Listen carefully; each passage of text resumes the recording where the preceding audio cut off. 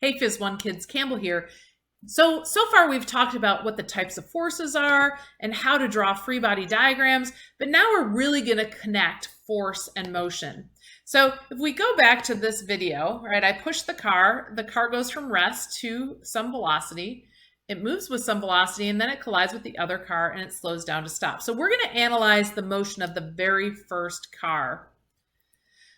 So in our first scenario, right, we push the car by applying a force, and that causes the car to go from rest to have some velocity, which means there's some acceleration, right? So if we drew a motion diagram of that, the car would be at rest, so there wouldn't be a dot. I mean, there'd just be a dot with no arrow. And then the velocity increases as it accelerates to the right in the positive direction. Let's now look at what a free body diagram for this looks like while I'm pushing it. So we have, first, let's start with our vertical forces, right? The force of gravity acts on all objects. It always points straight down towards the center of the earth, so it's pointing down. And then upwards, right, we have a normal force. That's the force of the track on the car, pushing it up. But while I'm pushing it to the side with my hands, right, we're just going to call that a force of push, and that is to the right. And it causes the car to go from rest to some velocity. After I'm done pushing, the car travels actually at a pretty constant velocity because there's no friction on these tracks. Well, there's very, very minor friction. So it'll move at constant velocity, and we can actually check that out with a motion detector. So if we draw its motion diagram, right, we'd have equal vector velocity arrows because there's no acceleration. So there's no change in the speed of the car. Now, if I draw a free body diagram of this, I'm no longer pushing it, and we're going to say it's frictionless. So that means I only have those two vertical forces, the normal force and the force of gravity, and they're equal in magnitude as to what they were before when I was pushing the car, so in our previous diagram. Then the car collides with the next car, right, which causes a force that causes it to slow down. So if we draw that motion diagram, right, we have our velocity vectors getting smaller after that collision because the acceleration must be in the negative direction, right? When we have velocity and acceleration vectors opposite of each other, then they're working against each other and an object slows down. So if I draw the free body diagram for when that collision happened, right, it looks like this. Still same normal forces and force of gravity. Those vertical forces haven't changed, but now I have the force of car 2 on car 1. So I just called it C2, but it's the force that car is applying to slow down the first car. Now, there's a couple things I want you to notice, and I want you to notice that in all cases, the vertical forces are balanced. So on my little free body diagrams, you can see the magnitude of the vector arrows are the same because I don't have any motion going on in the vertical direction. So we're only going to consider those horizontal forces because that's where the motion is occurring, right? That's where the velocity is changing or not changing. And so we're only going to consider what's going on in the horizontal direction. So when I pushed the car, right, the car went from 0 speed to some speed. So the velocity increased. After the push, there was no horizontal force on the car, so the velocity remained constant. And then car collided with the second car and its velocity decreased. So if you take a look at the acceleration vector in our motion diagram and the horizontal forces on our car, you can see that they actually are pointing in the same direction. So when I applied a force of push to the right, the car accelerated to the right. And when car 2 collided with it, right, it applied a force to the left, which caused an acceleration to the left. And when there was no forces, because there's no friction, there were no horizontal forces, and so there was no acceleration. So the acceleration arrow on a motion diagram is always going to point in the direction of the net force on the object. Now, in this case, there was only the pushing force to the right when I touched it and the collision force to the left. Sometimes you'll have more forces going on horizontally, but the magnitude of the forces, when we look at their direction, the bigger force is the force that's going to be in the same direction as the acceleration. So if the net force points in the same direction as the object's velocity, the object speeds up, right? Because if the force is to the right, then the acceleration is to the right. And if the velocity is to the right and the acceleration and velocity have the same sign, remember that means they speed up. If the force is to the left, the net force is to the left, that means the acceleration is to the left. So if the velocity is to the right, they work against each other and the object slows down. And of course, if there is no net force, or if all the forces are balanced, then the object will continue with no change in velocity. Now, that could also be before I pushed it, right? When it was at rest, right? The only forces were the force of gravity and the normal force of the track. So it could be at rest, or after I finished pushing it, it moved at constant velocity. So this relates to two laws, Newton's first law and Newton's second law. Newton's first law says that if no net force acts on an object, it remains at rest or at constant velocity. So before the push, it was at rest, and then after the push, it was at constant velocity. That is Newton's first law. It's also called the law of inertia, because inertia is the resistance of an object to change its state of motion. So all objects want to maintain a state of motion. It's only through interactions with other objects that state of motion will change.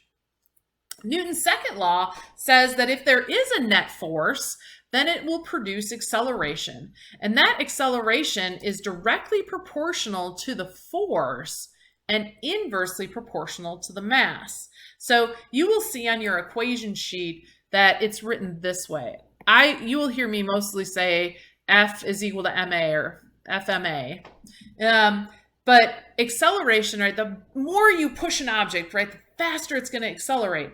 But if that object is heavy, right, if there's a lot of mass to it, right, then acceleration is going to be less. And so that's what that means. Acceleration will be directly proportional to the force and inversely proportional to the mass. So higher mass objects will resist their change in motion, and so they'll have less acceleration. Now, the direction of the acceleration will always be the same direction as the net force. Net force, you'll also hear me call it the resultant force or the sum of the forces or the unbalanced force. Those are all words I'll kind of use interchangeably. But when we add all the forces together, the direction of the net force will be the same direction as the acceleration. So if they all add to zero, we sum them up and they're all balanced, then there won't be any acceleration at all. And so the object will be at rest, or it'll move at constant velocity. So how do you find this whole net force thing? Well, the net force, or what we'll call the sum of the force vectors, it's not a new force. So you don't put it on a free body diagram, but it's just a combined effect of all the forces being exerted on our system, on the object of interest. So how do you find the net force? Well, this is where the free body diagram is so important, because we're just going to use that to write our force equations. So number one, draw yourself a free body diagram. That is where you're going to get your forces from for your equation. Then we're going to write an equation by adding or subtracting each of the horizontal forces. So we're going to start on one plane, so the horizontal plane. If a force points to the right, when I put it in my net force equation, it will be a positive value. If it's to the left, then it will be negative. Then, once we're done with our horizontal forces, we're going to write a separate equation for the y direction. So when in the vertical direction, we're going to have an equation, and up is going to be the positive force. So when we put it in our equation, that will be positive, and down will be a negative force. But the y equation, so I like to say that this is F x net, and this is F y net. They're separate equations. We treat what's going on in the x direction separate from the y, right? When the car was moving, the y forces were just balanced from each other. They weren't interacting with the motion of the object because that was going on the horizontal plane. Once we have our net force equation, you either set it to equal to zero if it's the first law, if it's constant velocity or at rest, or if it's accelerating, equal to mass times acceleration. Now, I will tell you, the easiest thing to do is just say every time F net is equal to ma, because if acceleration is zero, right, then we've got Newton's first law, because that's going to be zero. So it's easiest just to set your equation equal to ma and then decide, is the acceleration a value or is it zero? So let's do an example of this bungee jumper hanging from a stationary rope. We've done this free body diagram again before, right? So if we draw it, right, we had our force of gravity pointing straight down. Wow, that's a beautiful straight down vector. And then we have our force vector up. Now you'll notice, and this is the force of tension because he's hanging on a rope. You'll notice that I made those magnitudes roughly equal. They're supposed to be equal because notice this. Stationary. Stationary means he's at rest. And if he's at rest, the forces have to add to 0, right? Newton's first law. So now I'm going to write my F net equation. You'll also see me write it as sum of forces, right? This is a sum sign. But I could also write this as F net. So that's going to equal, I have a positive force of tension up, right? So that's a positive force. My force of gravity is down, so that's going to be negative Fg. Okay, so that's my sum of force equation, or my F net equation. And then remember I said just set it equal to ma, because if it's stationary, right, then this term just becomes 0, and we're at Newton's first law. So that would be my equation for this free body diagram. The tension force minus the force of gravity is equal to 0. So now, what if I want to know what the tension in that rope is if he's hanging at rest? Well, we're going to take our equation, force of tension minus force of gravity, right, is equal to 0. And we're going to solve for force of tension. So force of tension is therefore equal to the force of gravity. Remember that force of gravity is mass times g, the acceleration due to gravity, and I'm assuming we're here on Earth and we're not bungee jumping on the moon. So my force of tension is going to equal the mass of this man, which is 100 kilograms, times 9.8, which is the acceleration due to gravity. Notice there's no negative 9.8 in there. Do not put a negative value in. We only do that if we're doing kinematics with acceleration. And so if I do that, right, that means that's 980 newtons. So that is the tension in my rope for this guy that's hanging stationary on a rope. He's probably screaming, "Get me out of here." That's what I'd be screaming. All right, let's do one more example. We've already drawn this free body diagram. It's for our car that's being towed by a rope to the right, and it's accelerating to the right according to this problem. So I'm going to draw for the rope my tension force to the right. Because the brakes are locked, that means it's sliding, and we have some kinetic friction here. Now notice it's accelerating to the right, so my force of tension should be bigger in terms of magnitude than my kinetic friction. For my vertical forces, right, we have our force of gravity down, and we have our normal force straight up. All right, to write our equations, we're going to start in the horizontal direction. And so we're going to do a sum of the forces in the x, or an Fx net. And so I go to my free body diagram and I see I have a force of tension pointing to the right, so that's positive. And I see I have a force of kinetic friction pointing to the left, so that's negative. And that's equal to mass times acceleration. And it says I accelerate, so it's for sure mass times acceleration. We'll do the same thing in the vertical direction, the sum of the forces in the y, or Fy net. We can see that in the y direction, pointing straight up, we have the normal force on our free body diagram, and pointing down, we have the force of gravity. So we subtract the force of gravity, and we can set that equal to mass times acceleration. So those are my equations for now. And so we're going to answer some questions about this. The first one is, if the mass of the car is 820 kilograms, what is the normal force? Okay, so let's go back up to this equation and then think about what's going on vertically. There's no motion going on vertically. It's kind of like at rest with regard to the vertical direction, right? It's just moving in the horizontal direction. So that means that this is actually 0. So when I go to write this equation, solve for normal force, right, I'm going to say that the normal force minus the force of gravity is equal to 0, Newton's first law. And so that means that these two forces balance each other. So the normal force is equal to the force of gravity, and the force of gravity, remember, is equal to mass times the acceleration due to gravity. And so that means that my normal force is equal to the mass of this car, 820 kilograms, times 9.8. Again, remember, don't put a negative in there. That's only for kinematics. So if I multiply those together, I get 8,036 newtons. So there is the normal force. So that's the force of the road pushing up on the car. My next question says, if the tension in the rope pulls at 300 newtons and the frictional force is 100 newtons, what is the acceleration of the car? So now we're going to use our sum of the forces in the x. All right, so we have our tension force minus the kinetic frictional force, and that's equal to mass times acceleration. Now remember, always rearrange, do the algebra first before you put numbers in. I know you don't like that, you like numbers, but here we go. We're going to solve for acceleration. Is the force of tension minus the force of kinetic friction divided by the mass. Now that we have rearranged it to solve for acceleration, we can plug in our numbers. So the force of tension according to this is 300. The frictional force is 100.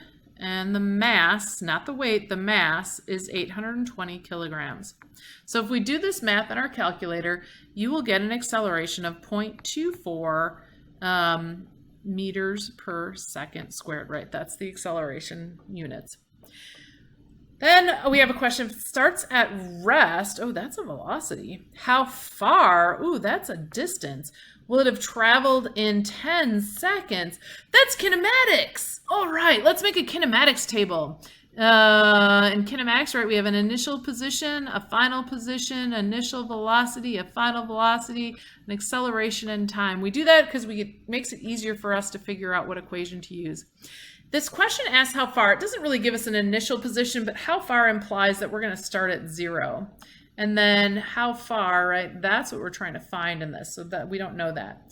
It says it starts at rest, so that's 0. But I have no idea what its velocity is when I get to 10 seconds. So that's a question mark. We just found the acceleration, right? That was 0.24 meters per second squared. And the time is 10 seconds. All right. So I want to pick an equation that has final position in it, which the first equation doesn't have any position, so that doesn't help us. That doesn't have final velocity. So that third equation, that one on the bottom, the third one on your equation sheet, is not going to work for us because while it has final position, it also has final velocity. So that leaves us with that second equation on your equation sheet, that the final position is equal to the initial position plus the initial velocity times time plus 1/2 acceleration time squared. Now I'm solving for the final position, which means I don't have to do any algebra first. I can just go ahead and plug numbers right in there. So let's do that. So the final position, I apologize, I'm writing at the bottom of the screen. It's a little awkward here. The initial position was 0. So that's a 0. The initial velocity is 0. So that means this whole term is 0 because anything times 0 is 0. Plus the acceleration. So 1/2, the acceleration is 0.24. Times the time squared, and the time was 10, so 10 squared is 100. So if we do some math here, 1/2 times 0.24 times 100, we're going to get 12 meters. So it went 12 meters in 10 seconds, which is pretty snippy. Is that a word? I don't know. All right, so one little final note on motion. We've defined acceleration 2 ways. One, in our last unit, that it was the change in velocity over change in time. That's an operational definition. That's what acceleration does. An acceleration changes the velocity. But acceleration is also equal to the net force over mass. But acceleration doesn't cause the force, right? Acceleration is not a force. The force causes acceleration. So we call that a cause and effect definition. So when you're asked for something about acceleration, always look at the information. Do you have kinematic information like velocity and time, or do you have information about force and mass? And that will help you decide what equation to use. So now go do your WSQ. I will see you in class.